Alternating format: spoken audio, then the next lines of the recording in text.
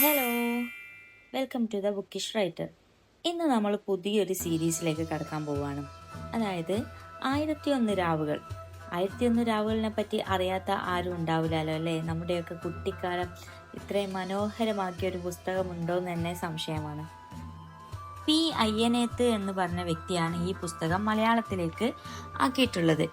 Arabic കഥകളുടെ സാമൂഹിക പ്രാധാന്യം അനിഷേധ്യമാണ്. ആദ്യമധ്യകാല നൂറ്റാണ്ടുകളിലെ അറബി ജനതയുടെ വൈജ്ഞാനിക സമ്പത്തിൻ്റെയും ജീവിതാചാര രീതികളുടെയും പ്രതിഫലനമാണ് അലിഫ് ലൈല വ ലൈല, അഥവാ 1000 രാത്രികളും ഒരു രാത്രിയും എന്ന് പറഞ്ഞ പുസ്തകം. അതിനെയാണ് പിന്നീട് നമ്മൾ 1001 രാവുകൾ എന്ന് പറഞ്ഞ ബുക്കാക്കി മാറ്റിയത്. അപ്പം നമുക്ക് ഇതിൻ്റെ കഥയിലേക്ക് കടക്കാം. ഇതിൽ തന്നെ ധാരാളം കഥകളുള്ളത് കൊണ്ട് ഇത് പാർട്ടായിട്ടാണ് നമുക്ക് കൊണ്ടുപോകാൻ പറ്റുക. ഇത് വലിയൊരു പുസ്തകമാണ്. ഈ പുസ്തകത്തിനെ പറ്റി അറിയുന്ന ആളുകൾക്ക് അറിയാൻ പറ്റും. ഇത് വലിയൊരു ബുക്കാണ്. ഇതിൻ്റെ ഒറിജിനൽ ബുക്കിനെ പറ്റിയാണ് കേട്ടോ പറയുന്നത്, അല്ലാതെ നമ്മൾ പുറത്തുനിന്ന് വാങ്ങുന്ന ചെറിയ പുസ്തകമല്ല. ഇതിൽ സിംബാദിൻ്റെ സാഹസിക കഥകളൊക്കെയാണ് പ്രത്യേകം പരാമർശിക്കേണ്ട കഥകൾ. അങ്ങനെ ധാരാളം കഥകളുണ്ട്. എന്തായാലും പറയാൻ പറ്റുന്ന അത്രയും നിങ്ങൾക്ക് ഞാൻ പറഞ്ഞു തരാം. എത്രത്തോളം പറ്റുമോ അത്രയും ഞാൻ ചെയ്യാം. എന്തായാലും നമുക്ക് കഥയിലേക്ക് കിടക്കാം. അതുപോലെ ഇത് വളരെ പഴയ കാലത്തുള്ള ഒരു പുസ്തകമായതുകൊണ്ട് തന്നെ ഇതിൽ വളരെ പഴയ ഒരു മലയാളം ഉണ്ട്. അതായത് കഠിന മലയാളം ധാരാളം ഉണ്ട്. ഞാൻ വളരെ ലൈറ്റാക്കാൻ ശ്രമിക്കുന്നുണ്ട്, എങ്കിലും നിങ്ങൾക്കത് മനസ്സിലാവുമെന്ന് വിചാരിക്കുക. എന്തെങ്കിലും മനസ്സിലാവാത്തതൊക്കെ ഉണ്ടെങ്കിൽ കമൻറ്റ് ചെയ്താൽ മതി കേട്ടോ.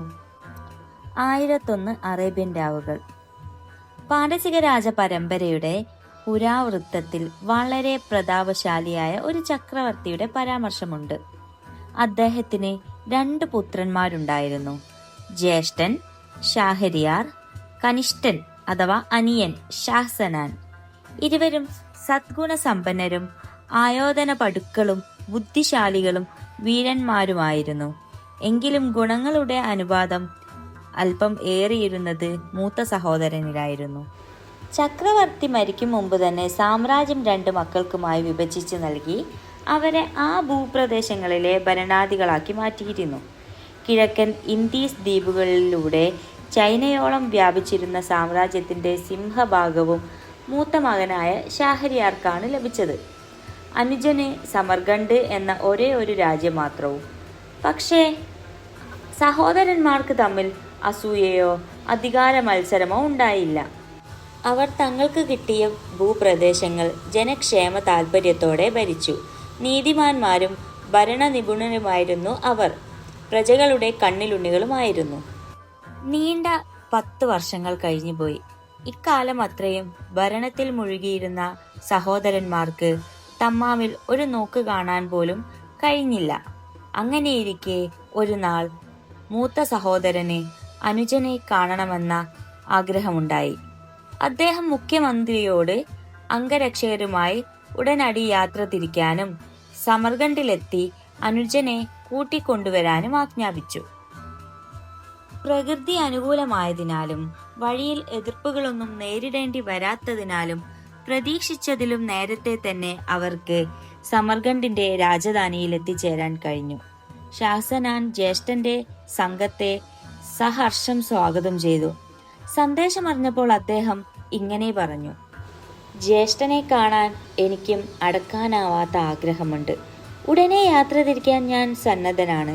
എൻ്റെ അസാന്നിധ്യത്തിൽ ഭരണത്തിന് വേണ്ട താൽക്കാലിക സംവിധാനം ശരിപ്പെടുത്താൻ ഒരാഴ്ച സമയം വേണമെന്ന് മാത്രം. മന്ത്രിക്കും പരിവാരങ്ങൾക്കും സുഖതാമസത്തിനു വേണ്ട എല്ലാ സൗകര്യങ്ങളും ചെയ്തു കൊടുക്കാൻ ഷാഹ്സനാൻ ഉത്തരവ് നൽകി. ഒരാഴ്ചക്കകം രാജാവ് ഒരുക്കങ്ങളൊക്കെ പൂർത്തിയാക്കി. അംഗരക്ഷകന്മാരോടും മറ്റു അനുചരന്മാരോടും കൂടി ദൗത്യസംഘത്തോടൊപ്പം യാത്ര തിരിച്ചു. തൻ്റെ പ്രിയ പത്നിയെ വിട്ടു പിരിഞ്ഞു വന്നതിനാൽ ഷാഹ്സനാൻ വളരെ അസ്വസ്ഥനായിരുന്നു. ഇനി എത്ര കാലത്തോളമാണ് ഈ യാത്ര നീണ്ടു നിൽക്കുക എന്ന് ഒരു ധാരണയും അദ്ദേഹത്തിനില്ലായിരുന്നു. കാലാവസ്ഥ നല്ലതാണെങ്കിൽ അങ്ങോട്ട് 6 മാസം. ഇത്രയും കാലത്തിനു ശേഷം സഹോദരനെ കണ്ടതുകൊണ്ട് ജ്യേഷ്ഠനോടൊപ്പം 6 മാസമെങ്കിലും കഴിയേണ്ടി വരും. ആകെ എത്ര കുറഞ്ഞാലും 1.5 വർഷം.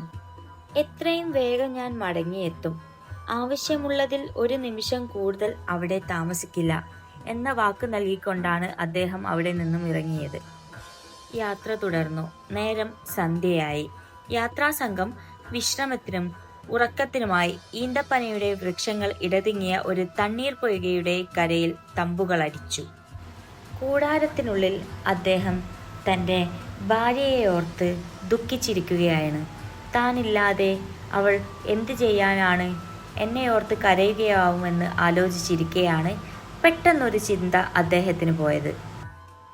എന്തുകൊണ്ട് അന്തഃപുരത്തിലേക്ക് ഒരിക്കൽ കൂടെ പോയിക്കൂടാ? ഒട്ടകത്തിന് ഒരു പകൽ പിന്നിടാവുന്ന ദൂരം മാത്രമാണ് താണ്ടിയിരിക്കുന്നത്. സമർഖണ്ഡിലെ ഏറ്റവും കരുത്തും വേഗതയുമുള്ള തുരങ്കമാണ് തൻ്റേത്. അങ്ങോട്ട് കൂടിയാൽ 2 മണിക്കൂർ, ഇങ്ങോട്ടും 4 മണിക്കൂർ അവിടെ ചിലവഴിച്ചാലും സംഘം ഉണരുന്നതിന് മുമ്പ് തന്നെ ആരും അറിയാതെ തിരികെ കൂടാരത്തിലെത്തിച്ചേരാൻ കഴിയും. പിന്നീട് താമസിച്ചില്ല. പെട്ടെന്ന് തന്നെ നിശബ്ദമിറങ്ങി. കുതിരപ്പുറത്ത് കയറി കാറ്റിൻ്റെ വേഗതയിൽ മുമ്പോട്ടാഞ്ഞു. അന്തഃപുരത്തിൻ്റെ നിഗൂഢവാതിക്കൽ കുതിരയെ തളച്ചു. രഹസ്യമാർഗത്തിലൂടെ നേരെ ഉള്ളിലേക്ക് കടന്നു. അവിടം പ്രകാശധാരയിൽ കുളിച്ചു നിൽക്കുന്നുണ്ടായിരുന്നു. രാജ്ഞി ഉറക്കമാണെന്ന് വ്യക്തം. പാവം, അവൾ എത്ര പ്രയാസപ്പെട്ടിട്ടുണ്ടാവും ഞാനിങ്ങനെ പോയതിൽ. കിടക്കമുറിയുടെ അടുത്തെത്തിയപ്പോൾ ഒരു കുസൃതി തോന്നി. ശബ്ദമുണ്ടാക്കാതെ അകത്തു കടക്കണം. വിരഹമായി ഇരിക്കുന്ന അവളെ ഒന്ന് വിസ്മയിപ്പിക്കാമല്ലോ. സാവധാനം വാതിൽ തുറന്നു. പൂച്ചയുടെ കാലിൽ അകത്ത് കടന്നു. ആ മുറി നിറയെ വെളിച്ചമായിരുന്നു. പെട്ടെന്ന് രാജാവ് ഞെട്ടിപ്പോയി. തൻ്റെ ഭാര്യ തന്നെ ചതിക്കുകയാണ് എന്നുള്ളത് അദ്ദേഹത്തിന് അപ്പോഴാണ് മനസ്സിലായത്. അവിടെ ഉണ്ടായിരുന്ന ഒരു അടിമയുമായി കിടക്ക പങ്കിടുന്നതാണ് രാജാവിനെ കാണാൻ പറ്റിയത്. ഭാര്യയെയും കാമുകനെയും തൻ്റെ വാളിനാൽ തീർത്തുകൊണ്ട് രാജാവ് അവിടം വിട്ടിറങ്ങി. നേരം പ്രഭാതമായപ്പോൾ സംഘം യാത്ര തുടർന്നു. തലേന്ന് നല്ല ഉന്മേഷവാനായി കണ്ട രാജാവിനെ ഇന്ന് സങ്കടത്തോടെ കണ്ടപ്പോൾ അനുചരന്മാർ കാരണം അന്വേഷിച്ചു. അവർക്ക് പിടികിട്ടിയില്ല. പ്രതിബന്ധങ്ങളൊന്നും നേരിടേണ്ടി വന്നില്ല. കൃത്യസമയത്ത് തന്നെ ജ്യേഷ്ഠനായ ഷഹരിയാർ ചക്രവർത്തിയുടെ സാമ്രാജ്യ അതിർത്തിയിൽ അവർ പ്രവേശിച്ചു. ഗംഭീര സന്നാഹങ്ങളാണ് സഹോദരന്റെ വരവേൽപ്പിനു വേണ്ടി ഷഹരിയാർ സുൽത്താൻ ചെയ്തിരുന്നത്. നഗരം മുഴുവൻ വർണ്ണശബളമായി അലങ്കരിക്കപ്പെട്ടു. പ്രജകളോടെല്ലാം സമർഖണ്ഡ് രാജാവിനെ എതിരേൽക്കാൻ എത്തിച്ചേരണമെന്ന് വിളംബരം ചെയ്തു. ഷാഹസനാനും കൂട്ടരും രാജധാനിയിൽ കടന്നപ്പോൾ ഒരു ഉത്സവത്തിന്റെ മേളക്കൊഴുപ്പാണ് ഉണ്ടായിരുന്നത്. കൊട്ടാരവാതിക്കൽ സുൽത്താനും മുഴുവൻ രാജസഭാ അംഗങ്ങളും കാത്തു നിൽക്കുന്നുണ്ടായിരുന്നു. അനുജനെ ദൂരെ കണ്ടതും അദ്ദേഹം എല്ലാം മറന്നോടി അടുത്തെത്തി. ഷാഹസനാനും കുതിരപ്പുറത്ത് നിന്ന് ചാടിയിറങ്ങി. കൂടപ്പിറപ്പുകൾ പരസ്പരം കെട്ടിപ്പുണർന്നു. അനുജന്റെ ആർഭാട ജീവിതത്തിന് വേണ്ട എല്ലാ സൗകര്യങ്ങളും ഷഹരിയാർ റെഡിയാക്കി വെച്ചിരുന്നു. പക്ഷേ ഷാഹസനാന് ഒന്നിനും താല്പര്യം തോന്നിയില്ല. അവിടെ തൻ്റെ ജ്യേഷ്ഠൻ തനിക്കായി ഒരുക്കിയ ഒരു സുഖ സൗകര്യങ്ങളിലും ഷാഹസനാൻ സന്തോഷം കണ്ടെത്തിയില്ല. കൂടുതൽ സമയവും ചിന്താമഗ്നനായും വിഷാദമൂകനായും അദ്ദേഹം തൻ്റെ മുറിക്കുള്ളിൽ തന്നെ കഴിഞ്ഞുകൂടി. തൻ്റെ സഹോദരൻ ഏതോ കഠിന ദുഃഖത്തിന്റെ പിടിയിലാണെന്ന് ജ്യേഷ്ഠനും തോന്നി തുടങ്ങിയിരുന്നു. അതെന്താണെന്നറിയാനുള്ള ജിജ്ഞാസ ഉണ്ടായിരുന്നെങ്കിലും ആ ചോദ്യം അനിയനെ വിഷമിപ്പിച്ചാലോ എന്ന് കരുതി അദ്ദേഹം ആ ചോദ്യത്തിന് മുതിർന്നില്ല.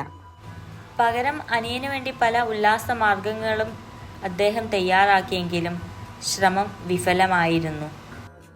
നായാട്ടിനു വേണ്ടിയും അദ്ദേഹം തുനിഞ്ഞു. നായാട്ട് വേഷമണിഞ്ഞു എല്ലാ പരിവാരങ്ങളും അദ്ദേഹം ശരിയാക്കി വെച്ചു അനിയനെ വന്നു വിളിച്ചു.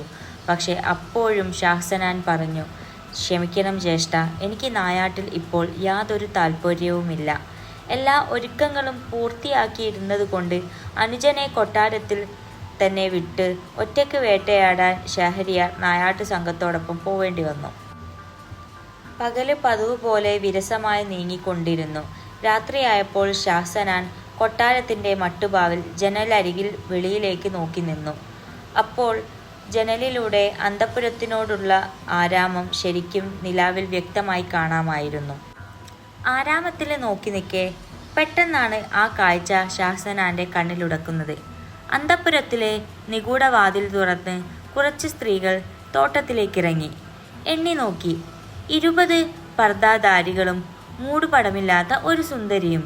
മൂടുപടമില്ലാതിരുന്നത് ഷഹരിയാർ സുൽത്താന്റെ മഹാറാണിയാണെന്ന് മനസ്സിലായി.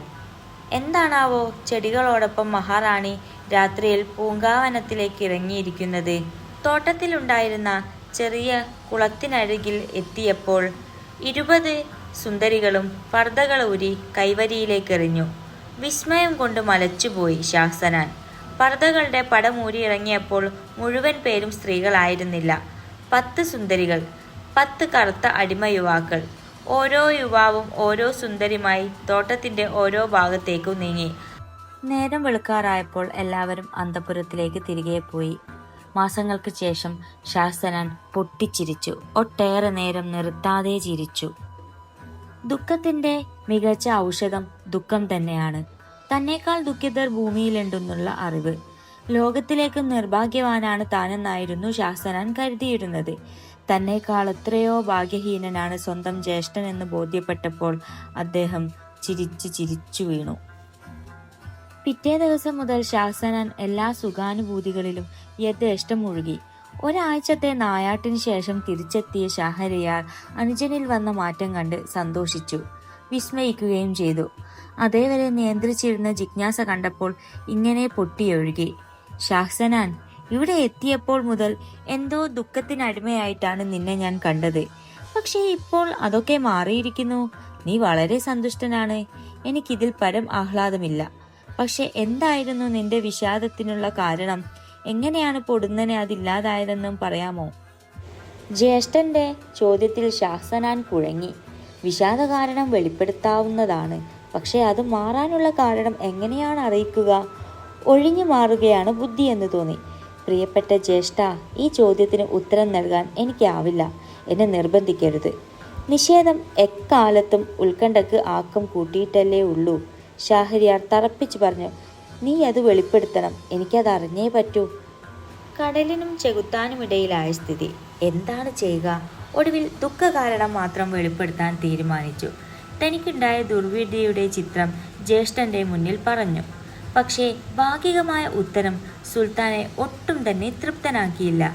നിന്റെ അനുഭവം ആർക്കും ദുസ്സഹനമായി തോന്നും. നീ ദുഃഖത്തിലാണ്ടുപോയതിൽ എനിക്കിപ്പോൾ അത്ഭുതമില്ല.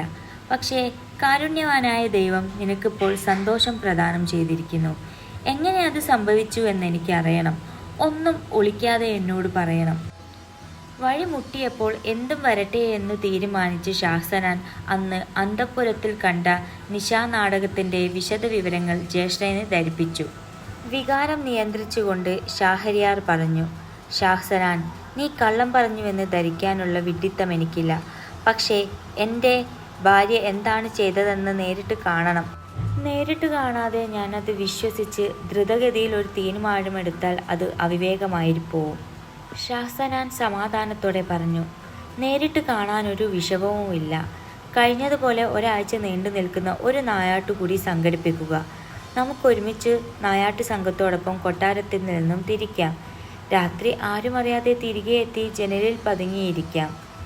സുൽത്താൻ അനുജന്റെ നിർദ്ദേശം അംഗീകരിച്ചു. പെട്ടെന്ന് തന്നെ വീണ്ടും ഒരു മൃഗയ വിനോദത്തിനുള്ള ഒരുക്കം നടന്നു. ഒരു സുപ്രഭാതത്തിൽ അനുജനോടൊപ്പം ഷഹരിയാർ നായാട്ടിന് പുറപ്പെട്ടു. എല്ലാം പദ്ധതി പോലെ നീങ്ങി. രാത്രിയുടെ ആദ്യയാമം ഏറെ ചെല്ലും മുമ്പേ തന്നെ ഇരു സഹോദരും അന്തഃപുരവനിയെ കാണാനാവും വിധം ജാലക സമീപത്തിരുന്നു. രാത്രി അധികം കാത്തിരിക്കേണ്ടി വന്നില്ല. അന്തഃപുരത്തിലെ നിഗൂഢവാതിൽ തുറക്കപ്പെട്ടു. 20 പർദ്ദാധാരിണികളും മഹാറാണിയും ആരാമത്തിൽ പ്രവേശിച്ചു. ഒരിക്കൽ ഷാഹ്സനാൻ കണ്ടതുപോലെ തന്നെ അന്നും നടക്കപ്പെട്ടു. പ്രിയ പത്നിയുടെ വഞ്ചനാ വിശ്വരൂപം കണ്ട ഷഹരിയാർ ഒരു നെടുവീർപ്പോടെ നിലവിളിച്ചു പോയി. ദൈവമേ, നീ എന്തിനാണ് ഈ സ്ത്രീയെ സൃഷ്ടിച്ചത്? അദ്ദേഹം അനുജനോട് പറഞ്ഞു. ഷാഹ്സനാൻ, എന്തിനാണ് എനിക്ക് ഈ രാജ്യവും രാജാധികാരവും? ഞാൻ ഈ നിമിഷം തന്നെ എല്ലാം ഉപേക്ഷിച്ചിറങ്ങുകയാണ്. ഏതെങ്കിലും ഒരു നാട്ടിൽ ആരും അറിയാതെ ശിഷ്ടായുസ് ഒരു ഫക്കീറായി കഴിച്ചുകൂട്ടാനാണ് ഈ ജീവിത ലക്ഷ്യം. നിനക്ക് വേണമെങ്കിൽ എന്നോടൊപ്പം കൂടാം. ഷാഹ്സനാൻ ജ്യേഷ്ഠനോടൊപ്പം യാത്ര തിരിക്കുന്നതിന് ഒരു വിസമ്മതവും ഉണ്ടായിരുന്നില്ല. എങ്കിലും അദ്ദേഹം ഒരു വ്യവസ്ഥ വെച്ചു. ഞാൻ എവിടെ വേണമെങ്കിലും കൂടെ വരാൻ തയ്യാറാണ്. പക്ഷേ ജ്യേഷ്ഠൻ എനിക്ക് ഒരു വാക്ക് തരണം. നമ്മളെക്കാൾ നിർഭാഗ്യവാനായ ആരെയെങ്കിലും അനിശ്ചിതമായ പ്രവാസത്തിനിടയിൽ കണ്ടുമുട്ടിയാൽ ഫക്കീറായി കഴിയാനുള്ള തീരുമാനം റദ്ദാക്കപ്പെടണം. നാട്ടിൽ തിരിച്ചെത്തി വീണ്ടും രാജാധികാരം കൈയാളണം. ഷഹരിയാർ ആ വ്യവസ്ഥ അംഗീകരിച്ചു. അപ്പോൾ തന്നെ സഹോദരന്മാർ പ്രച്ഛന്നവേശരായി കാൽനടയിൽ യാത്ര തിരിച്ചു. പകൽ മുഴുവൻ സഞ്ചരിക്കുക, രാത്രിയിൽ ഏതെങ്കിലും മരച്ചുവട്ടിൽ ഉറങ്ങുക. ഇതായിരുന്നു ചര്യ. നാളുകൾ അടർന്നു. അലഞ്ഞു തിരിഞ്ഞു ഭ്രാതാക്കൾ ഒരു സന്ധ്യാസമയത്ത് നഗരപ്രദേശത്തുള്ള വിശാലമായ ഒരു മൈതാനത്തെത്തിച്ചേർന്നു. മൈതാനത്തിന്റെ ആഴിയോടടുത്ത ഭാഗത്ത് പടർന്നു പന്തലിച്ച ഒരു വൻ മരം കണ്ടു. അന്നത്തെ രാത്രി താവളം ആ മരച്ചുവടാക്കാമെന്നവർ തീരുമാനിച്ചു. അതിന്റെ ചുവട്ടിലെത്തി ഇരുവരും ഇരുന്നു. കയ്യിലുണ്ടായിരുന്ന ആഹാരം കഴിക്കാൻ വേണ്ടി പൊതികളയച്ച് അവർ അത്താഴത്തിനൊരുങ്ങി. അപ്പോൾ ഘോരമായ ഒരു ശബ്ദം മുഴങ്ങി. ഞെട്ടിത്തിരിഞ്ഞു നോക്കിയപ്പോൾ അലയടിച്ചിരുന്ന കടൽ രണ്ടായി പിളർന്നു മാറുന്നു. വിസ്മൃതമായ വിള്ളലിൽ നിന്നും കറുത്ത ധൂമപടലങ്ങൾ മുകളിലേക്കുയരുന്നു. പുക മേഘമാലകളോളം ഉയർന്നു പടർന്നു. പിന്നീട് അത് സ്വരുക്കൂടി ഒരു കൃഷസ്തംഭമായി മാറി. സ്തംഭം കാറ്റിന്റെ ലാഞ്ചന പോലും ഇല്ലാതിരുന്നിട്ടും താനെ വൃക്ഷം ലക്ഷ്യമാക്കി നീങ്ങി. കാര്യം മനസ്സിലാകാതെ ഭയന്ന അവർ പരസ്പരം നോക്കി. അപ്പോൾ ഒരു രക്ഷാമാർഗമേ തോന്നിയുള്ളൂ. മരത്തിന്റെ ഇലകൾക്കിടയിലെങ്ങനെയെങ്കിലും ഒളിഞ്ഞിരിക്കുക. പ്രാണഭയത്താൽ മരത്തിനു മുകളിൽ കയറി ബലമുള്ള 2 കൊമ്പുകളിൽ ഇരുവരും അള്ളിപ്പിടിച്ചിരുന്നു. അപ്പോഴേക്കും സ്തൂപം മരത്തിനടുത്തെത്തിക്കഴിഞ്ഞു. നോക്കിയിരിക്കെ അതിന് രൂപാന്തരം വന്നു. ശിരസും നാക്കും കണ്ണുകളും കൈകാലുകളും ഒക്കെയുണ്ടായി. നിമിഷത്തിനകം തന്നെ ഭീമാകാരനായ ഒരു ഭൂതമായി അത് മാറി. ജിന്നിന്റെ തലയിൽ ഒരു വലിയ കണ്ണാടിപ്പെട്ടിയുണ്ടായിരുന്നു. പെട്ടിക്ക് ബലമുള്ള ഉരുക്കുകൊണ്ട് നിർമ്മിച്ച 4 താഴുകൾ കൊണ്ട് പൂട്ടിയിരുന്നു. ഒരു വാതിലും അതിനുണ്ടായിരുന്നു. ഭൂതം കണ്ണാടിപ്പെട്ടി ശിരസിൽ നിന്നെടുത്തു തറയിൽ വെച്ചു. എന്നിട്ട് സ്വന്തം അരപ്പട്ടയിൽ ബന്ധിച്ചിരുന്ന 4 താക്കോലുകൾ ഉപയോഗിച്ച് പൂട്ടുകൾ തുറന്നു. അതിനുശേഷം കണ്ണാടി വാതിലും. അപ്പോൾ പെട്ടിക്കുള്ളിൽ നിന്ന് അതീവ ലാവണ്യവതിയായ ഒരു സുന്ദരി ഇറങ്ങി വന്നു.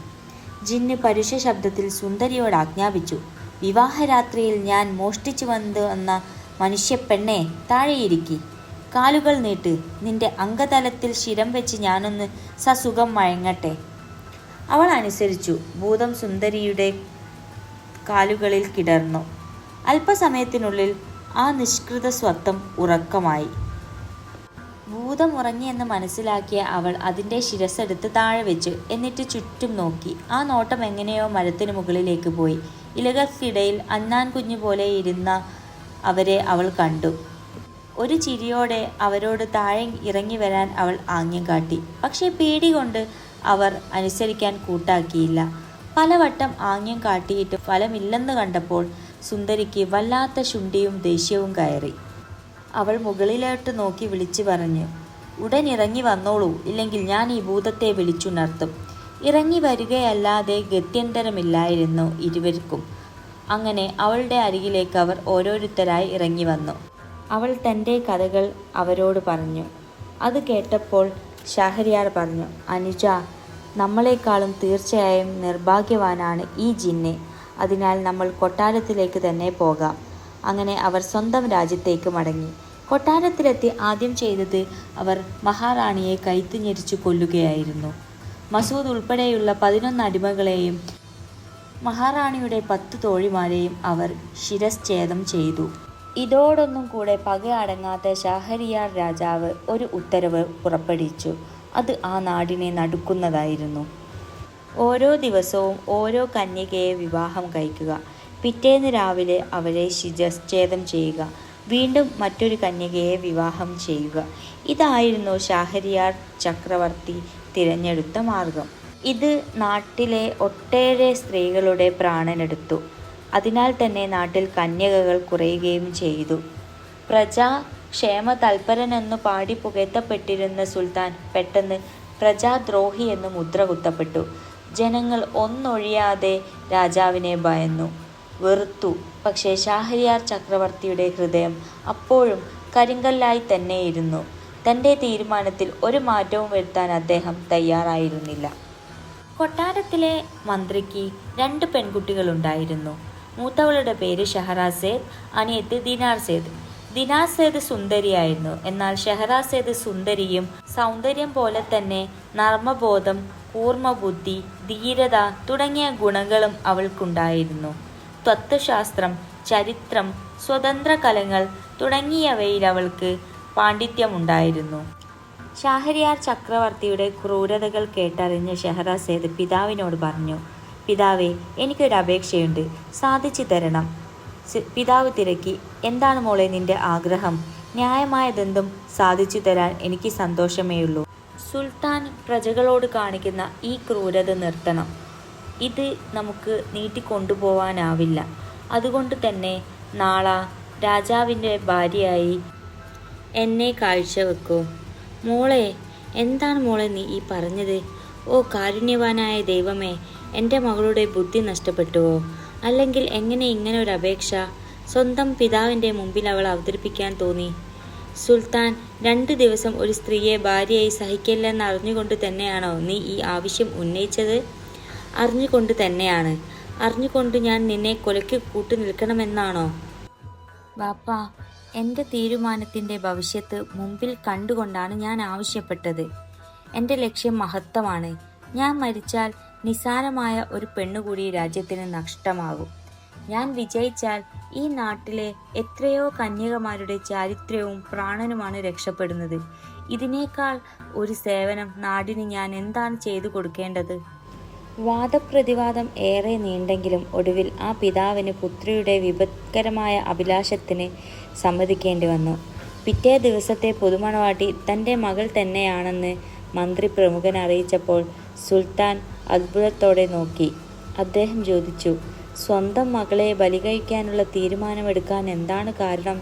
മന്ത്രി അറിയിച്ചു, സുൽത്താൻ, ഇത് എൻ്റെ തീരുമാനമല്ല, എൻ്റെ മകളുടേതാണ്. സുൽത്താൻ വളരെ ഗൗരവത്തോടെ മന്ത്രിയോട് പറഞ്ഞു, മന്ത്രിപുത്രി എന്ന ഒരു ആനുകൂല്യങ്ങളും അവൾക്കുണ്ടാവില്ല. പിറ്റേന്ന് രാവിലെ അവളുടെയും ശിരച്ഛേദം താങ്കൾ തന്നെ ചെയ്യേണ്ടി വരും. മന്ത്രി പറഞ്ഞു, അറിയാം പ്രഭുവോ, ഇത് അവളുടെ തീരുമാനമാണ്. ഒരു പകലും രാവും ദൈർഘ്യം കിട്ടുന്ന മഹാരാജ്ഞി പദവി ലഭിക്കാൻ പുതുമണവാട്ടിയുടെ ആടയാഭരണങ്ങൾ അണിഞ്ഞ് ഷെഹറസേദ് കൊട്ടാരത്തിലേക്ക് പുറപ്പെടും മുമ്പ് അനുജത്തിയെ വിളിച്ച് ഇങ്ങനെ പറഞ്ഞു, ദിനാർ സേദ്, നീ എനിക്ക് ഒരു ഉപകാരം ചെയ്യുമോ? ഇടർച്ചയോടെ അനുജത്തി മറുപടി നൽകി, എന്താണ് ഇങ്ങനെ ചോദിക്കുന്നത്? എന്ത് ചെയ്യണമെന്ന് പറഞ്ഞാൽ മതി, ഞാൻ എന്തിനും ഒരുക്കമാണ്. ഷെഹറസേദ് മന്ദിച്ചു. എന്നിട്ട് തൻ്റെ പദ്ധതി ഇങ്ങനെ അവതരിപ്പിച്ചു, അനുജത്തി, നീ കൂടി എന്നോടൊപ്പം കൊട്ടാരത്തിൽ ഇന്നു കഴിയണം. രാത്രിയിൽ അന്തഃപുരത്തിൽ എത്തുന്ന സുൽത്താനോട് എനിക്കൊരു അനുജത്തി ഉണ്ടെന്നും ഇക്കാലം അത്രയും അവൾ എന്നോടൊരുമിച്ചാണ് ഉറങ്ങിയിരുന്നതെന്നും ഈ അവസാന രാത്രിയിൽ അവൾ കൂടി ഈ മുറിയിൽ കഴിയണമെനിക്ക് ആഗ്രഹമുണ്ടെന്നും അതിന് ദയാപൂർവം അനുവാദം നൽകണമെന്നും ഞാൻ അപേക്ഷിക്കും. പുതുമണവാട്ടിയുടെ അന്ത്യാഭിലാഷമല്ലേ? സുൽത്താൻ അനുവദിക്കാതിരിക്കില്ല. അനുവദിച്ചാൽ ഞാൻ നിന്നെ വിളിക്കും. കിടക്കമുറിയുടെ വെളിയിൽ നീ കാത്തു നിൽക്കണം.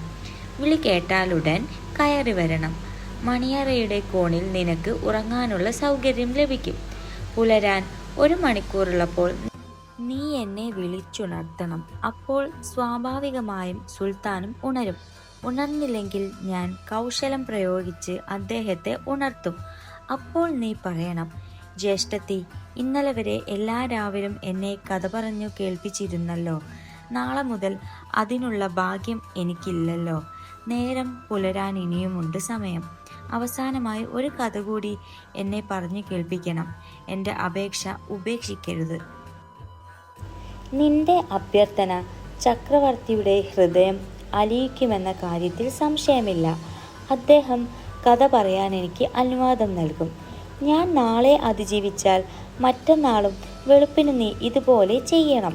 അന്നും എൻ്റെ ആയുസ് നീട്ടിക്കിട്ടിയാൽ അടുത്ത നിശയിലും ഈ അപേക്ഷ ആവർത്തിക്കണം. അങ്ങനെ ഒന്നുകിൽ സുൽത്താൻ എൻ്റെ പ്രാണൻ അപഹരിക്കും വരെ, അല്ലെങ്കിൽ എൻ്റെ ജീവനോടൊപ്പം എല്ലാ പാരസിക കന്യകളുടെയും പ്രാണൻ ഞാൻ നേടിയെടുക്കും വരെ.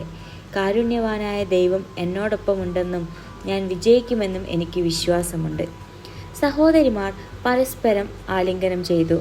കുറച്ചു കഴിഞ്ഞ് പിന്നീട് പിതാവിനൊപ്പം അവർ കൊട്ടാരത്തിലേക്ക് തിരിച്ചു. വിവാഹം പതിവിൻപടി ആനാർഭാടം നടന്നു. 24 മണിക്കൂർ നേരത്തേക്ക് ഷെഹറസേദ് എന്ന സുന്ദരി അങ്ങനെ ആ സാമ്രാജ്യത്തിലെ മഹാരാജ്ഞിയായി. സന്ധ്യ എത്തി. പുതുമണവാട്ടിയെ ദാസിമാർ അണിയിച്ചൊരുക്കി മണിയറയിലേക്ക് അയച്ചു. ഷഹരിയാർ സുൽത്താൻ അന്തഃപുരത്തിൽ പ്രവേശിച്ചു. പുത്തൻ ഭാര്യയ്ക്കരികിലേക്ക് സമീപിച്ചു. മൂടുപടം നീക്കാൻ കൽപ്പിച്ചു. സുന്ദരിയായ അവളെ കണ്ട് രാജാവ് അന്താളിച്ചു. അവളുടെ കണ്ണിൽ നിന്നും കണ്ണീർ പൊഴിയുന്നുണ്ടായിരുന്നു. അപ്പോൾ രാജാവ് പറഞ്ഞു, ഷഹ്റസേദ്, ഭവിഷ്യത്ത് അറിഞ്ഞുകൊണ്ട് തന്നെയല്ലേ ഇന്ന് നീ എൻ്റെ പട്ടമഹിഷി പദം സ്വീകരിച്ചത്? അപ്പോൾ ഈ കണ്ണുനീരിന് എന്താണ് പ്രസക്തി? കരഞ്ഞതുകൊണ്ടോ കണ്ണുനീര് ഒഴുക്കിയതുകൊണ്ടോ ഷഹരിയാർ സുൽത്താൻ തൻ്റെ നിശ്ചയം മാറ്റുമെന്ന് നീ കരുതുന്നുണ്ടോ? ഷഹ്റസേദ് വിനയാതീതം മറുപടി നൽകി. സുൽത്താൻ, നശ്വരമായ എൻ്റെ ജീവനെ ഓർത്തല്ല ഞാൻ കരഞ്ഞത്. എൻ്റെ കൊച്ചനുജത്തിയെ ഓർമ്മിച്ചാണ്. ഇന്നലെയോളം ഒരേ മുറിയിൽ ഒരുമിച്ച് കെട്ടിപ്പിടിച്ചാണ് ഞങ്ങൾ ഉറങ്ങിയത്. ഇതെൻ്റെ അവസാന രാവാണ്. ഈ രാവിൽ ഒരുമിച്ചുറങ്ങാൻ കഴിഞ്ഞില്ലെങ്കിലും എൻ്റെ സഹോദരി കൂടി ഈ മുറിയിൽ ഉണ്ടായാൽ കൊള്ളാമെന്ന് ഞാൻ ആഗ്രഹിക്കുന്നു. എൻ്റെ അന്ത്യാഭിലാഷത്തിന് അങ്ങ് എതിര് നിൽക്കരുതേ എന്ന് ഞാൻ അപേക്ഷിക്കുന്നു. അവൾ കൂടി ഈ മുറിയുടെ മൂലയിൽ ഇന്നു രാത്രി കഴിയാൻ ഹൃദയാലുവായ അവിടുന്ന് അനുവാദം നൽകണം. കുറച്ചു നേരം ചിന്തിച്ചതിനു ശേഷം മഹാരാജാവ് അനുവാദം നൽകി. ശരി, ഭവതിയുടെ അന്ത്യാഭിലാഷം അംഗീകരിച്ചിരിക്കുന്നു. അതിന് നന്ദി പറഞ്ഞുകൊണ്ട് ഷഹ്റസേദ് ഹൃദയപൂർവ്വം വണങ്ങി. അനുജത്തിയെ വിളിച്ച് അകത്തുകയറ്റി. വിശാലമായ മണിയറയുടെ കോണിൽ കാശ്മീർ കമ്പളം വിരിച്ച് തറയിൽ കിടന്നുറങ്ങാൻ ആവശ്യപ്പെട്ടു. രാവിൻ്റെ നിമിഷങ്ങൾ എണ്ണി എണ്ണി കിടന്ന് ദിനാർ സേദ് സമയം നീക്കി. പുലരാൻ 1 മണിക്കൂറുള്ളപ്പോൾ ജ്യേഷ്ഠത്തിയെ വിളിച്ചുണർത്തി. ശബ്ദം കൊണ്ട് നിദ്രാഭംഗം വന്ന സുൽത്താനും ഉണർന്നു. അപ്പോൾ ദിനാർ സേദ് സഹോദരി പഠിപ്പിച്ച പാഠം പറഞ്ഞു. ഷഹ്റസേദ് സുൽത്താനോട് അനുജത്തിയുടെ അന്ത്യാഭിലാഷം സാധിച്ചു കൊടുക്കാൻ അനുവാദം അഭ്യർത്ഥിച്ചു. കഥ കേൾക്കാൻ താൽപ്പര്യവാനായിരുന്ന ഷഹരിയാർ സുൽത്താൻ സസന്തോഷം അനുവാദം നൽകി. അപ്പോൾ ഷഹ്റസേദ് അനുജത്തിക്ക് കേൾക്കാൻ വേണ്ടിയെന്ന ഭാവത്തിൽ സുൽത്താനെ അഭിമുഖീകരിച്ച് ഇങ്ങനെ തുടങ്ങി. അപ്പോൾ ഷഹ്റസേദ് പറഞ്ഞ കഥ എന്തായിരുന്നുവെന്ന് നമുക്ക് അടുത്ത വീഡിയോയിൽ കാണാം.